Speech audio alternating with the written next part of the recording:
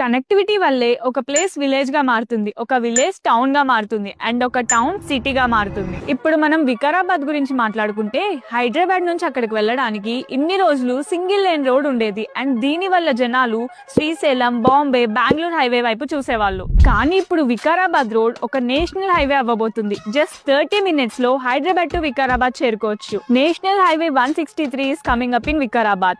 ఇప్పుడు ఆప్షన్ లో ఉన్న వికారాబాద్ నెక్స్ట్ కమింగ్ 5 years లోపు ఆబ్వియస్ చాయిస్ అవుతుంది. ఎందుకంటే వెస్ట్ సైడ్ ఆఫ్ హైదరాబాద్ అంటే గచ్చిబౌలి, కోకాపేట్, శంకర్పల్లి, ఆల్మోస్ట్ చీరాల వరకు అన్ని డెవలప్ అవుతూ వచ్చాయి. అండ్ నవ్ వెస్ట్ సైడ్ ఉన్న ప్లేసెస్ లో best option Vikarabad. And generally మనం ట్రిప్స్ కోసం ఊటీయో, కేరళనో, కొడైకెనాలో వెళ్తే మనం కూడా ఇక్కడే సెటిల్ అయిపోతే బాగుండు కదా అనిపిస్తుంది. బట్ జాబ్స్ అండ్ బిజినెసెస్ లాంటి మంచి ఆపర్చునిటీస్ అనేవి ఉండవు. సో ఆబ్వియస్లీ మనం ఉండలేము. అండ్ ఆ డ్రీమ్ ని కూడా ఫుల్ఫిల్ చేసుకోవడానికి Vikarabad is the best option అని చెప్పొచ్చు. అనంతగిరి హిల్స్ లాంటి నేచర్ కి దగ్గరగా ఉన్న ప్లేసెస్ లోనే ఇప్పుడు మనం కూడా సెటిల్ అవ్వచ్చు. And investment of 3200 crores by Indian navy VLF station and national highway construction వల్ల మంచి ఫెసిలిటీస్ అండ్ గుడ్ ఆపర్చునిటీస్ కూడా వస్తాయి. ఒకవేళ మీరు కూడా వికారాబాద్ లో ఇన్వెస్ట్ చేద్దామని ప్లాన్ చేస్తుంటే వికారాబాద్ అని కమెంట్ చేయండి. అక్కడ ల్యాండ్ ఇన్వెస్ట్మెంట్ కి ఉన్న బెస్ట్ ఆప్షన్స్ ని మీ DM కి పంపిస్తాం.